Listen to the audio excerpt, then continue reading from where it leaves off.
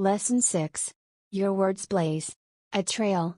The words you consistently select will shape your destiny. Anthony Robbins. When was the last time you seriously thought about the words you use each and every day? How carefully do you select them? Now, you might be thinking, Jeff, why all this fuss about words? What's the big deal? The answer is simple. Your words have incredible power. They can build a bright future, destroy opportunity, or help maintain the status quo. Your words reinforce your beliefs, and your beliefs create your reality. Think of this process as a row of dominoes that looks like this: thoughts, words, beliefs, actions, results. Here's how it works. Tom has a thought, such as, I'm not very good when it comes to sales. Now, let's remember that he doesn't have this thought only once. Oh, no. He's run it through his mind on a regular basis, maybe hundreds or thousands of times in his life. Then, Tom starts to use words that support this thought. He says to his friends and colleagues, I'm never going to do very well in sales, or I just hate making sales calls or approaching prospects. Here again, Tom repeats these phrases over and over, in his self-talk and in his discussions with others. This, in turn, strengthens his beliefs, and it's at this stage where the rubber really meets the road. You see, everything that you'll achieve in your life flows from your beliefs. So, in our sales example, Tom develops the belief that he's not going to be successful in sales and that he won't earn much money. This becomes embedded in his subconscious mind. What can possibly flow from that belief? Because Tom doesn't believe in his sales ability, he takes very little action, or he takes actions that aren't productive. He doesn't do the things that would be necessary to succeed in sales. And then, quite predictably, Tom gets very poor results. To make matters worse, Tom then starts to think more negative thoughts, repeat more negative words, reinforce negative beliefs, and get even more negative results. It's a vicious cycle. Words are, of course, the most powerful drug used by mankind. Rudyard Kipling. Of course, this whole process could have had a very happy ending if Tom had selected positive thoughts and reinforced them with positive words. In turn, he'd reinforce the belief that he's successful in sales. As a result, Tom would take the actions consistent with that belief and wind up with outstanding results. My point is, don't underestimate the role of your words in this process. People who feed themselves a steady diet of negative words are destined to have a negative attitude. It's a simple matter of cause and effect. You can't keep repeating negative words and expect to be a high achiever. And that's because negative words will always lead to the reinforcement of negative beliefs, and eventually, to negative outcomes. Why you don't want me to fix anything in your home? When it comes to home repairs, I'm lost. You want me to replace a faucet or fix something in the toilet tank? I'd have a better chance of reaching the top of Mount Everest. Carpentry or electrical wiring? I haven't got a clue. You want to know my ultimate Achilles heel? It's those instruction sheets that explain how to assemble something that you've just taken out of the box. You know what I mean? Those black and white booklets with references to figure 10A that show you, or claim to show you, where all the nuts and bolts go, and how all the parts fit together. Instruction sheets have the same effect on me as kryptonite had on Superman. If you recall the old Superman programs, the villain would shoot bullets at Superman, and the bullets bounced off his chest harmlessly. But there was one substance that Superman could not defend against: kryptonite. Whenever the bad guy held up a piece of kryptonite, Superman got wobbly and began to lose his power. Well, when I see an instruction sheet, I get weak in the knees and lose my power. I just know it's useless for me to even look at it. There's no way I'm going to understand it. So I put down the instructions and yell for Dolores to come in and show me what to do. For Dolores, it's a piece of cake. How did it come to this?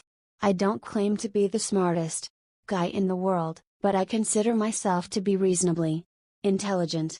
Am I missing some gene for home repair skills that other people were given? No, that's not it, either. The answer is quite obvious.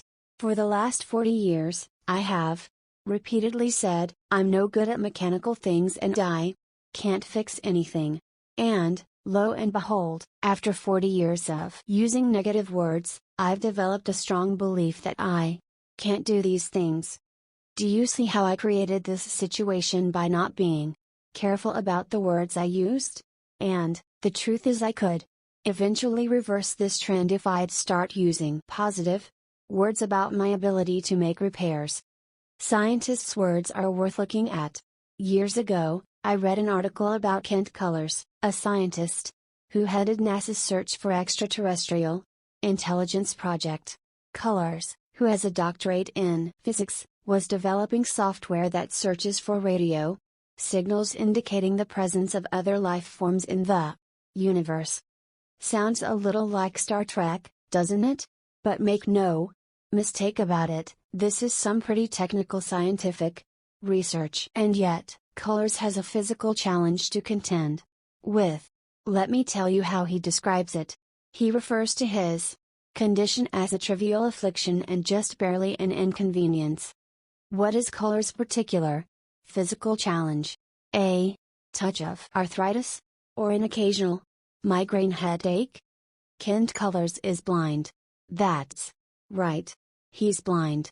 Isn't it incredible that someone can describe blindness as a trivial affliction, or just barely an inconvenience? In words are seen the state of mind, character, and disposition of the speaker. Plutarch. By using these words, Kent Cullers is empowering himself to achieve great things. He doesn't give any power to his limitations and, as a result, he is able to transcend them and accomplish more than those who have their sight. What obstacles are you facing in your life right now? Imagine the power you could unleash if you saw them as just barely an inconvenience instead of as an insurmountable barrier. To tell, or not to tell. When I speak about the importance of using positive language to move you toward your goals, some of you may be wondering, Jeff, do I say these positive words to myself or do I also say these words to other people? You may be afraid that if you tell others about your goals, they'll think you're being conceited, and they may even laugh at you. Allow me to suggest a few guidelines in this area, with the understanding that there are no hard and fast rules, and you should do what works best for you. To begin with, use positive self-talk as often as possible. In my view, the more the merrier. After all, you're talking to yourself, so you don't have to worry about others hearing your comments. The key is that you hear this positive input again and again, and it becomes deeply rooted in your subconscious mind. Whether to share your goals with other people is a much trickier issue. One thing I've learned is this: never discuss your goals with negative people. All they'll do is argue and point out all the reasons why you won't be successful. Who needs that? Often, these negative Nellies are the ones who do little or nothing in their own lives. They have no goals or dreams, and they don't want anyone else to succeed either. Yet, there are some instances when you can benefit by telling others about your goals. First of all, make sure that you're speaking with someone who's extremely positive and totally supportive of your efforts. This should be the kind of person who would be absolutely delighted if you achieve this goal, and would do anything in his or her power to assist you. You may have a friend or colleague that fits this role, or certain family members. It's also important to share your goals with others who are working with you to achieve that outcome. For example, if a sales manager wants to increase sales in the coming year by 20%, he or she would make this goal known to everyone on the staff. Then, everyone can work together to achieve it. Even though I'm encouraging you to use positive words to move you toward your objectives, I'm not suggesting that you ignore the obstacles that you may face, or that you discourage feedback from other people. Before embarking on any goal, you want to prepare for what may be coming down the road. Personally, I prefer to discuss those issues with someone who is positive. Someone whose feedback includes creative solutions to the difficulties that may arise. Furthermore, I'll only discuss my plans with people who are qualified to render an intelligent opinion on the subject. If you're thinking of going into your own business, it simply makes no sense to consult with your Uncle Elmer, especially if Uncle Elmer is negative and worked for someone else all of his life. What does he know about owning a business? He'll give you a list of reasons not to go into business for yourself. After your little chat with Uncle Elmer, you'll start to doubt yourself. You don't need that kind of help. Words and accountability. There's another reason why, in some cases, you might decide to share your goal with someone else. And that's for accountability. In other words, if I tell others I'm going to do something, then I have to go ahead and do it. Think of this approach as burning your bridges. Let me assure you, I'm not a believer in burning bridges when it comes to personal or business relationships. But sometimes the only way to move forward in life, and to achieve an ambitious goal, is to cut off all avenues of retreat. This can be a very useful strategy. We may tell a friend that we're going to work out at the gym 3 times a week, knowing that at the end of the week, this friend will ask whether we did, in fact, go to the gym 3 times. An even more dramatic example is that of well-known motivational speaker Zig Ziglar. Ziglar decided to go on a diet and reduce his weight from 202 pounds to 165 pounds. At the same time, he was writing his book See You at the Top. The people who always talk about a lack of money generally don't accumulate much of it. Jeff Keller. In the book, Ziglar included a statement that he got his weight down to 165 pounds. This was 10 months before the book went to press, and then he placed an order with the printer for 25,000 copies. Now, remember, at the time he wrote these words, Ziglar actually weighed 202. He put his credibility on the line with 25,000 people. By including a statement that he weighed 165 pounds, Ziglar knew that he had to lose 37 pounds before the book was printed. And he did use this strategy selectively. Limit it to those goals that are very important to you, and where you're committed to go the distance.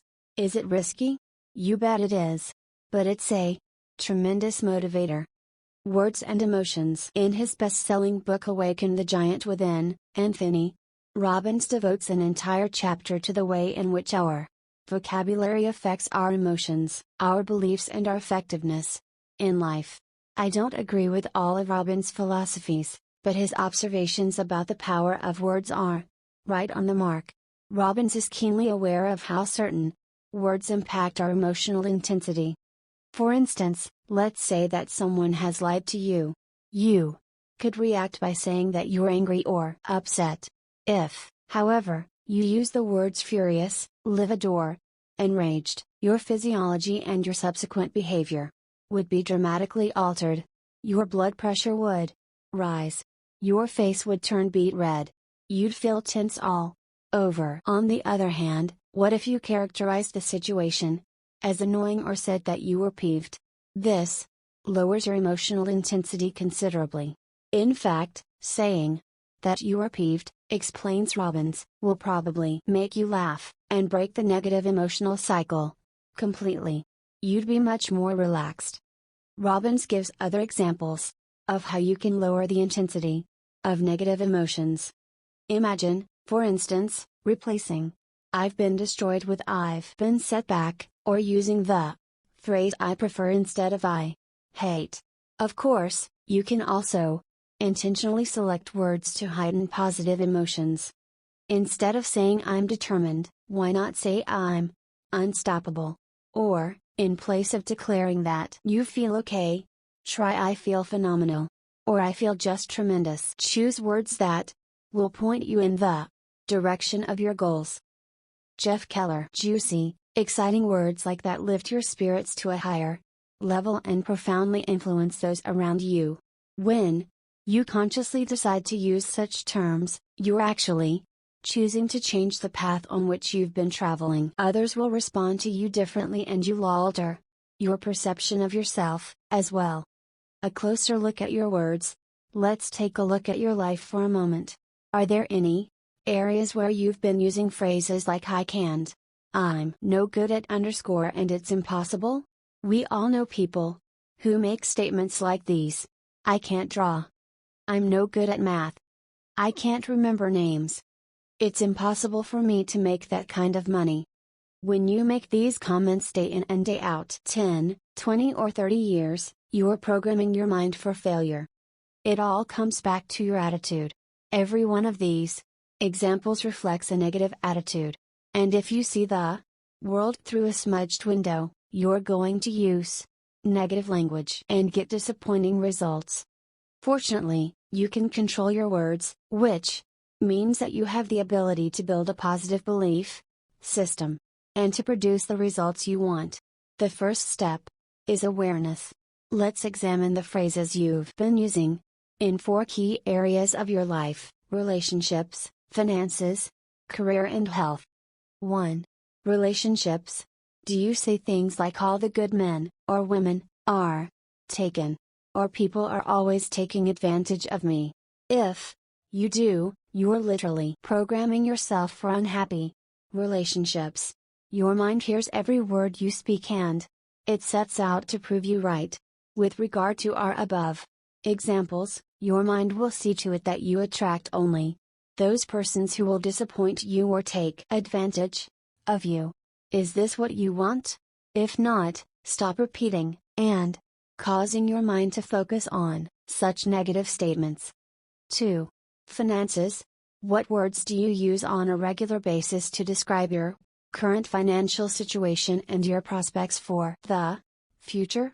Phrases such as I'm always in debt, the economy is lousy, or no one is buying work against you. Far better to choose language which reaffirms prosperity and better economic times. Of course, you won't necessarily have abundant wealth within a few days after changing the way you speak. But the physical conditions can change only after your beliefs have altered. Clearing up your language is an important first step. After all, the people with wealth in this world didn't get that way by moaning about being in poverty. And the people who always talk about a lack of money generally don't accumulate much of it. 3. Career. If I were to ask you about your career prospects over the next 5 to 10 years, how would you respond? Be honest. Would you say that things will probably remain the same as they are now? Or would you describe a higher position, with more challenges, more responsibilities and increased financial rewards? If you respond I don't know where I'm going in my career, chances are not much will change. Your language reflects your lack of vision and direction. If, on the other hand, you have a clear goal which you can, and do, articulate fairly often, even if only to yourself, you stand an excellent chance of reaching that goal. The same, of course, holds true if you have your own business. Do you use language that is consistent with the growth of your business? Or do you constantly talk about how you'll never get to the next level? 4. Health. Without question, our words have a profound impact on our health. For example, imagine that a group of us sat down to what seemed to be a perfectly wholesome and delicious meal. Then, 2 hours later I called and told you that every person who ate with us had been rushed to the hospital and treated for food poisoning. Suppose that you felt perfectly fine before I called. How would you react after hearing my information? Most likely, you'd clutch your stomach, get pale and feel very ill. Why? Because my words instilled a belief in you, which, in turn, your body started acting upon. This same bodily reaction would have occurred even if I was playing a cruel joke and was lying about the whole situation. Your body responds to words it hears you and other people say. That's why it makes absolutely no sense to keep repeating that you have chronic back pain that will never go away, or that you get 3 or 4 bad colds every year. By uttering these statements, you are actually instructing your body to manifest pain and disease. Please don't misunderstand. I'm not suggesting that you deny pain or disease, or that you can overcome any illness, but there's certainly nothing to be gained, and much harm that can flow from using language that reinforces suffering and incurability. You have a choice. Well, have you thought about the words you use in these 4 areas of your life? When we repeat certain phrases over and over, it's as if a groove is formed in our brain.